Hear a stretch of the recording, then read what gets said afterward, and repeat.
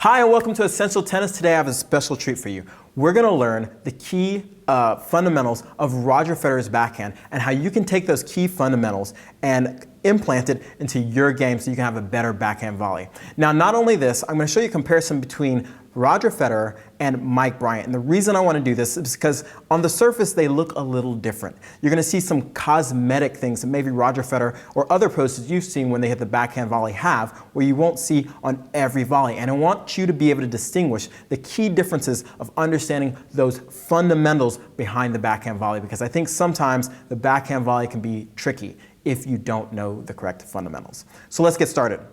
So you can see this picture of Roger Federer here.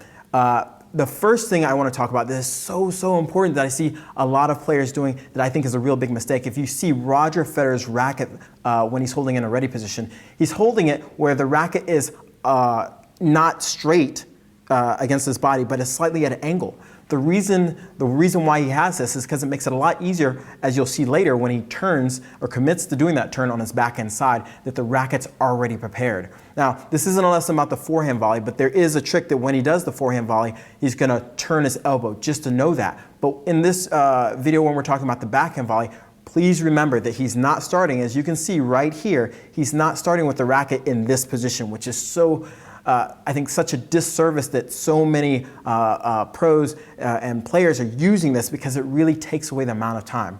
Not only that, when we talk about time, when Roger has in this position, he's able to react much quicker on his backhand volley. Another reason I think this is important is because if you think about it, the backhand volley is going to cover more area than the forehand volley in a sense, and I'll explain. If you think about this position, or when the ball comes to you and jams you in the middle of your body, what are you going to do? Are you going to try to hit a forehand? No, you're going to hit a backhand, and that's why it's so important. If you have the racket in that straight position, then you have to pull it back to react to the ball coming to your body. Now, Roger knows this, and that's why he has the racket in this position.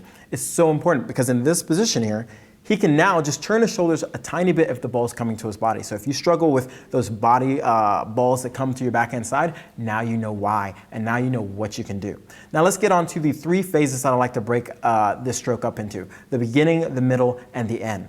So the beginning phase that we're going to talk about is how Roger's going to start committing with, as he sees the ball, sorry, let me get the video going. As he sees the ball going, Roger's going to commit with his outside leg. Roger being right-handed means that his outside leg is his left leg. So I'm going to play that again, and you're going to really see he's already kind of committed past the split step, but he's going to start putting his weight on this outside leg right here. And you can see how he's lifted his right leg up, and he's allowing his left leg to load, which is so important. As much as we're going to talk about how important the racket face is and what you're doing with the racket face and the swing, the power and the stability of your volleys is going to come from your legs. It's going to always come from your legs up, and you're going to notice it. And it's something that's missed so often that is not mentioned. You see the parts that are moving the most, which are the hands and the shoulders, and we get caught up in that, and we forget that the foundation is the legs. So do not forget that. You heard that here. The foundation is the legs. So now that we get Roger, he's loading his leg and he's starting to commit to turning his shoulders a little bit. Now I want to preference this type of volley, and we're going to go into another type of volley in 1 second. This type of volley is where he's already set up. The ball's coming to him. He's probably in a practice situation. So it's not necessarily exactly realistic how you would maybe receive a volley if you're moving forward. It is more realistic if you're playing doubles and you're at the net. This is the type of situation you're going to use. But the fundamentals stay the same. And at the end, I'm going to show you the video of where he's moving forward, and you're going to see how those fundamentals are still there. So we start to see Roger turning his shoulders a little bit, and he continues to turn his shoulders and get his racket in this position. Now, a couple really important parts. This is part one. Look where his shoulders have turned. He's achieved almost a 90-degree angle where the shoulders are pointing towards his target. The next thing that I think is really important, how Roger Federer has his racket and his elbow up. You see how the elbow isn't snugged against the body. It's got some room here, and that's so important. The other thing that's really important is how the racket is up. He doesn't have the racket slumped. Now, this is a cosmetic thing a little bit of how far Roger takes the racket back in some cases. Right here, he's being pretty minimal. I've seen Roger where he gets the racket back even more. But this is ideal because with the situation of the ball coming, depending on how fast the ball is coming, will determine how big or how much time he has for the swing. Meaning that if the ball's coming really fast, then he's not going to have a lot of time for swing. So he's going to have to just keep it really short. If he has a little bit more time, which in this volley he might have a little bit more time, he's going to use a little bit bigger swing, and that's a personal preference. What I do recommend, and you'll see it when we start watching Mike Bryan, what I do recommend is you keep your volleys minimal at all times. So just in case the ball does come fast, you're ready for it. So again, we can see some key markers that I like visualizing is seeing how he has his outside leg loaded, he has his shoulders turned, and I see the butt of the racket here with the elbow up. Notice how the butt of the racket is pointing towards the camera a little bit. So you can really see how that angle, it keeps that wrist in this cocked position, making it very stable when he gets to contact. Now we're going to start moving to the second phase, which is the swing.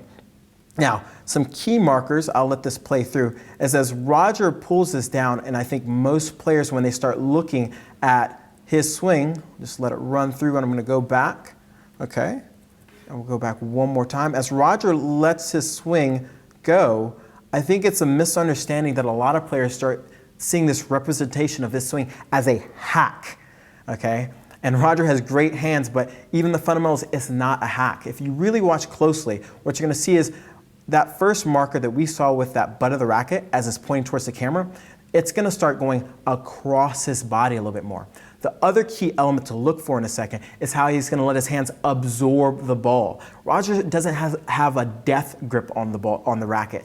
He's allowing his hands to have a little feel and finesse. Even when he's trying to, let's say, firm up on the volley, it might be a little bit tighter, but the key difference is how he's using his racket to brush the ball. And what that does is having the racket disperse some of that power that the ball has over a little bit longer distance. Now, this is a visual thing that I'm saying and I'm feeling, but as you can see here, the ball's not going to stay on the racket that long. So as we watch Roger bringing his racket, you can really see how his racket is coming across his body a little bit. You can also see how the shoulder opens up a little bit. Now, what's really, really, really important here is that at contact, which is right here, notice the racket face, okay? The racket face is pointing where he wants the ball to go.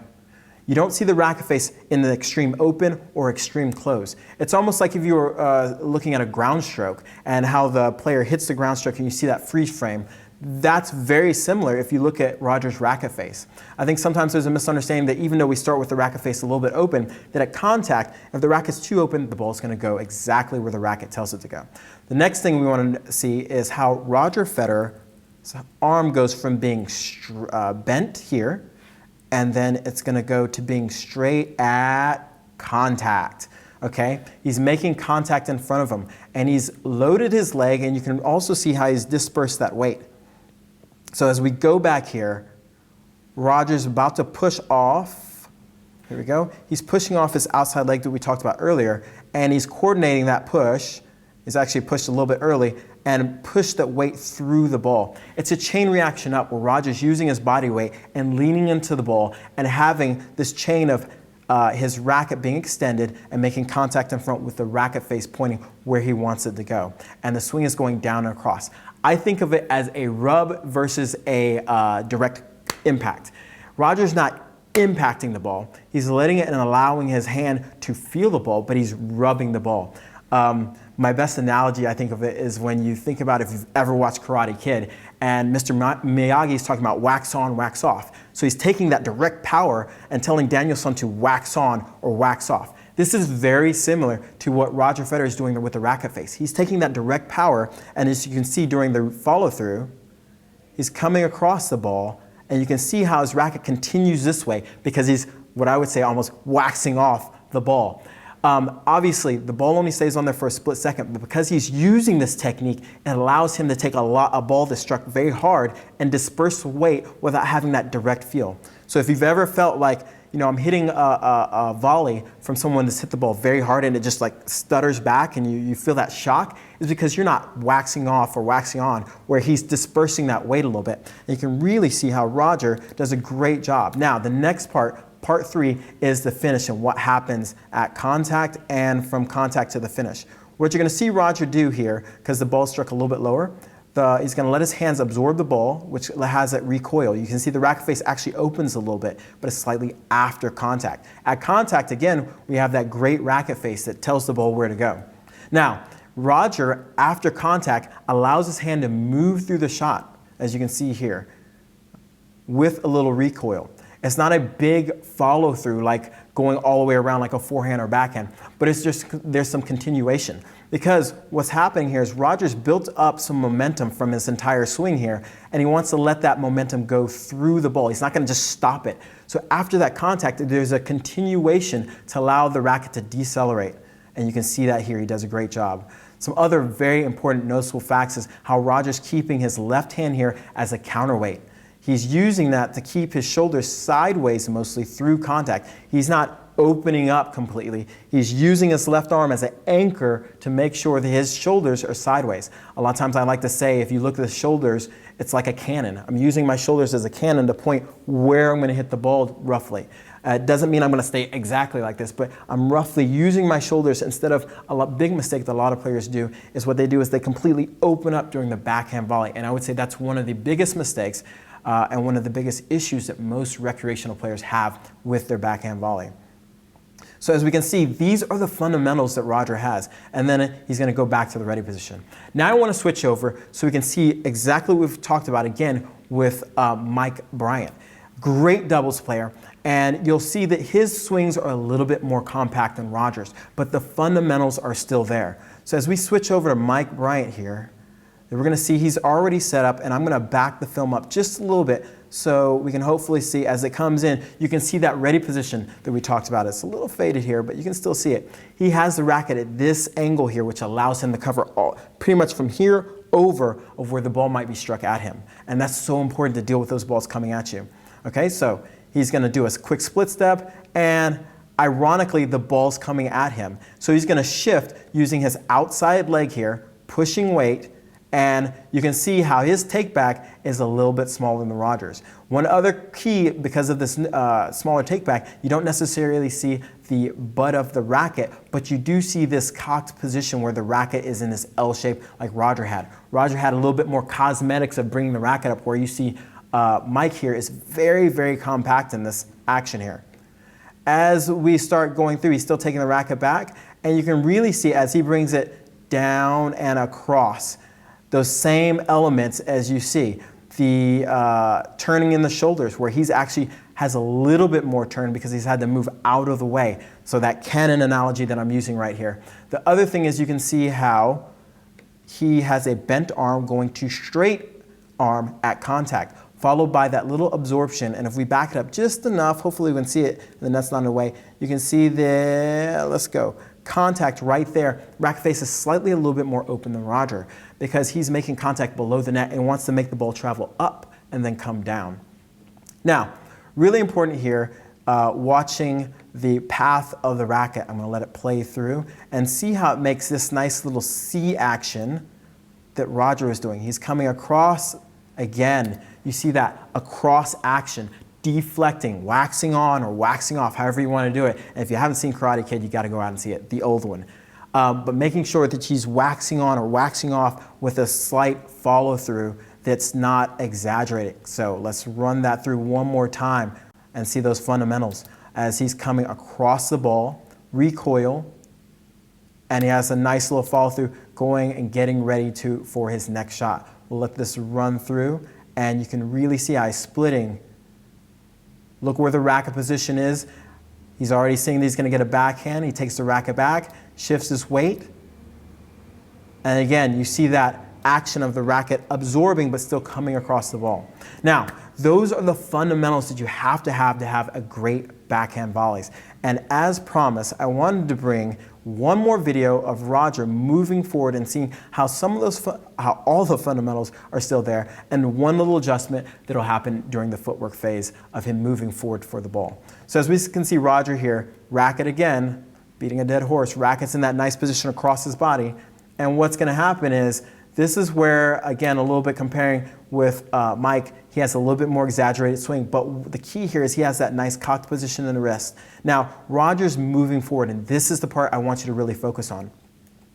As he moves forward, he's loaded up his outside leg, and you can really see the load on the outside leg. He's actually taking a step forward and loading it here. And you're going to see how he's loaded that leg, and that leg now allows Roger to use, that he can use to push his body weight through the ball and transfer the body weight from the ground up to his racket at contact. Now, you're going to see this really cool action of when he makes a step, and this is so, so important. I call it the glide and step. Roger is going to move to the ball, and this is where you can also see, look where that takeback is compared to our previous Mike Bryan, where the takeback wasn't so big. But he's going to move forward, and as he's moving forward, the racket is going to travel the contact. You see the straight arm that we've talked about again. Those fundamentals are still there. He's making contact, and what I want you to notice is, first of all, look at that follow through. It's coming across the body, but we're going to back up a little bit because there's a key element that we might have missed here if you weren't paying attention to the right part.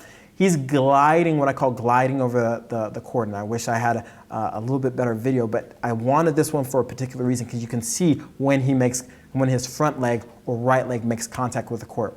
So let's go to the contact. And Roger's making contact. And almost at this point, you would think he's making contact with the ground, but he's not. He's used his left leg to push through the court, and he's made contact, but his right leg hasn't touched the ground. This is really important. Because the right leg hasn't touched the ground, it allows him to still push through the ball with his outside leg, generating power if he needs to. And also being able to deflect that big ball that's coming back. Now, you're going to notice one thing. Keep watching right here, and you will know when Roger makes his foot makes contact with the ground. I'm going to let it play out, and boom. Did you see that? You saw this wave of energy go up Roger's leg, and that's when he made contact. But look where the ball is. The ball has already, there it is again. We're going to watch it one more time. The ball has left his strings, and now he's making contact. So the cadence of it is step with the outside leg, contact, step. Okay, where I think a lot of players have been taught kind of what I think sometimes the stomping volley, where you're stomping, and there is some times where that timing might be a little bit more succinct, where you stepping, but there's never really a stomp where you completely lock off your power. You're going to want to move through the ball by step, hit, step, and making sure that you're using your outside leg to transfer your weight forward. So these are the fundamentals, again, that you can start using to make your backhand volley that much better. So make sure you know the fundamentals of when we're taking the racket back, how we're going to start off in a great ready position is one. That's a good start. How we're going to load that outside leg and take a minimal swing, having that racket in that nice cocked position and with that nice bend. As we go through the swing, it's going to come across with our shoulder facing the target, and we're going to bring it across, letting our hand absorb, but not absorb so much that it changes the racket face at contact. And the follow through is nice and minimal. Okay, so those are the keys. Go out, practice these keys, and you're going to have a much better backhand volley, just like Roger Federer.